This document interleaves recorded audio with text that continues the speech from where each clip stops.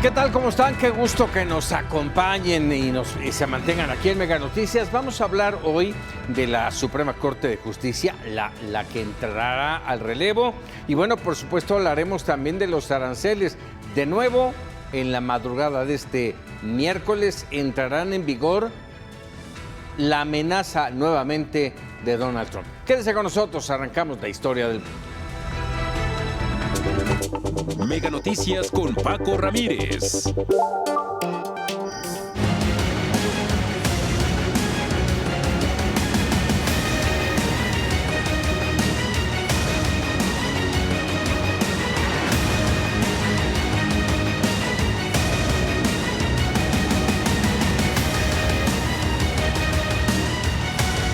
El que obtenga la candidatura que obtenga mayor votación será la que presida los primeros 2 años.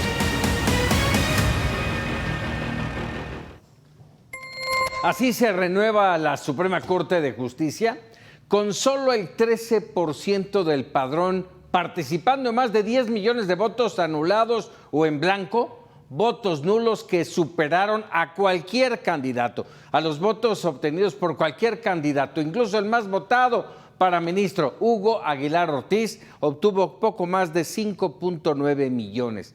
¿Eso legitima un cargo vitalicio en la cúspide del Poder Judicial?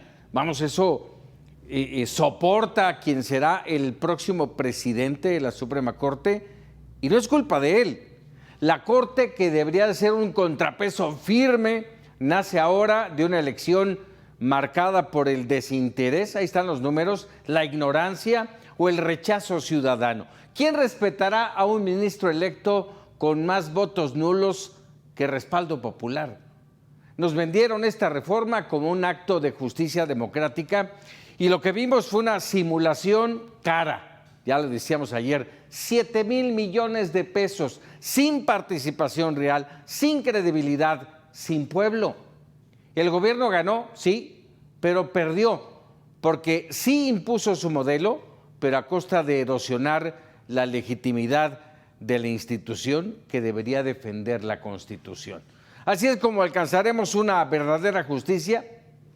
¿Quién pone orden en la casa? Vámonos con los datos duros y los perfiles de quienes serán los próximos ministros de la Suprema Corte. Jorge Chaparro.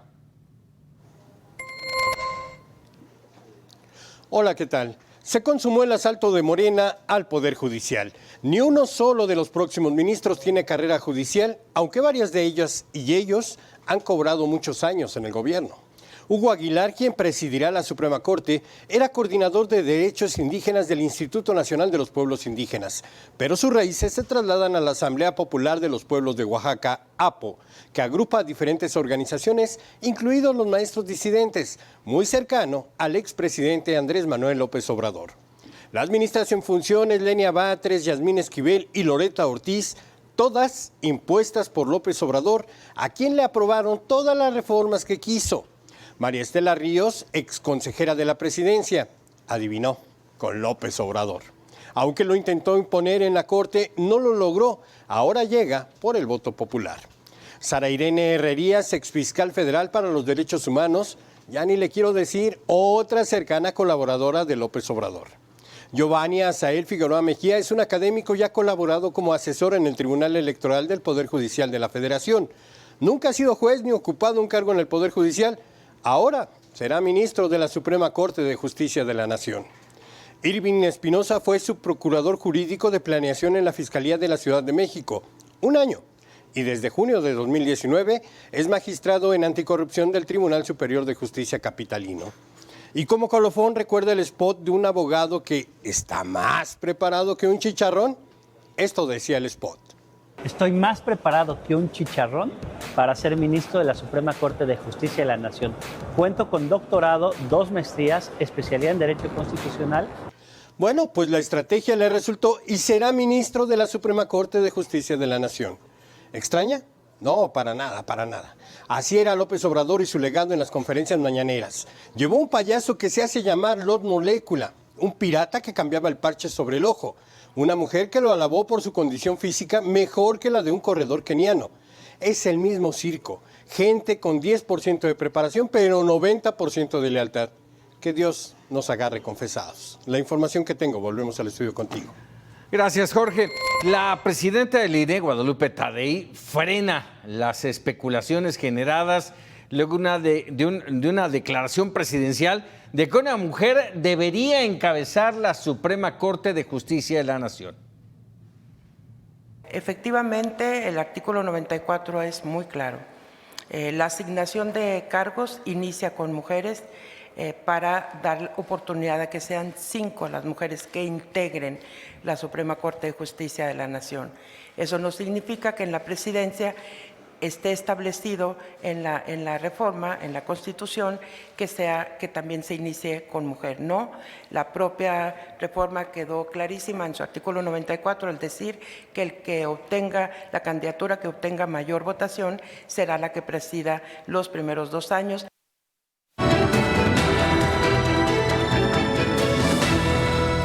En palabras de Alfonso Ramírez Cuellar, vicecoordinador del Grupo Parlamentario de Morena en la Cámara de Diputados. Diputado, ¿cómo estás? Un gusto, como siempre. A la luz, déjame preguntarte así de bote pronto, a la luz de los resultados de esta elección, ¿cómo calificarla? Estamos hablando de un 13% de participación. No llegamos a los 20 millones como lo platicamos aquí hace una semana.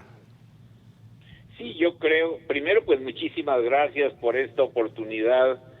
Creo que quien va a presidir la Corte es una gente con mucha sensibilidad, una gran experiencia, es un mixteco, un indígena, un oaxaqueño que se ha destacado precisamente por acercar la justicia a los más desprotegidos, y esto marcará una cualidad del nuevo Tribunal de Justicia de nuestra nación, que es la Suprema Corte.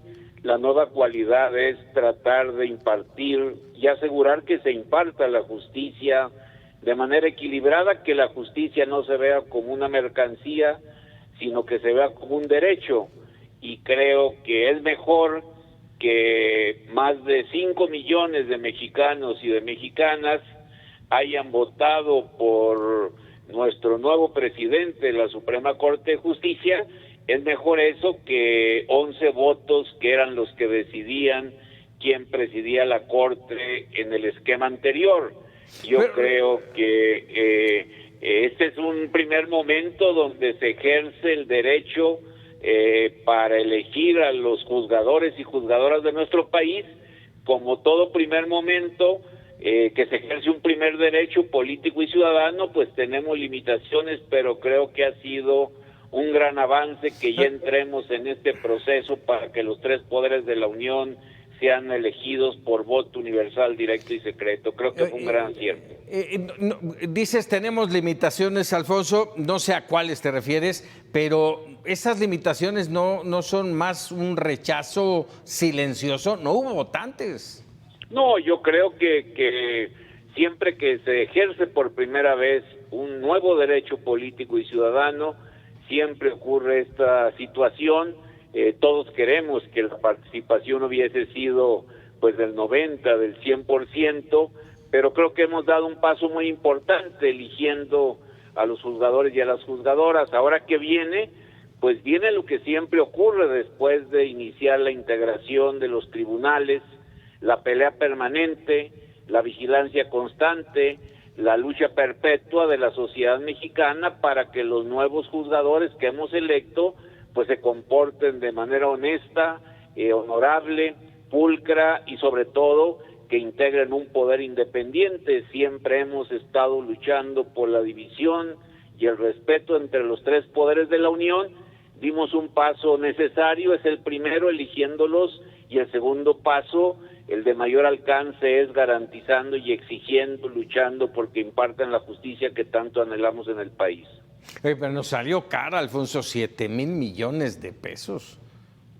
No, yo creo que son procesos que vamos a tener que desarrollar cada día con mayor racionalidad, pero así es la democracia tiene costos, y me parece a mí que es mejor que el pueblo participe, que todos vayamos a las urnas a elegir de manera directa, universal y secreta, a los que van a ser a nuestros juzgadores, y que ya que le quitemos ya en definitiva esa prerrogativa que tenían los políticos y los poderosos de repartirse los ministros, porque antes así era, se repartían 3 para ti, 4 para aquel, 2 para este, y entre ellos era un intercambio de complicidades que daba como origen una Suprema Corte de Justicia muy capturada.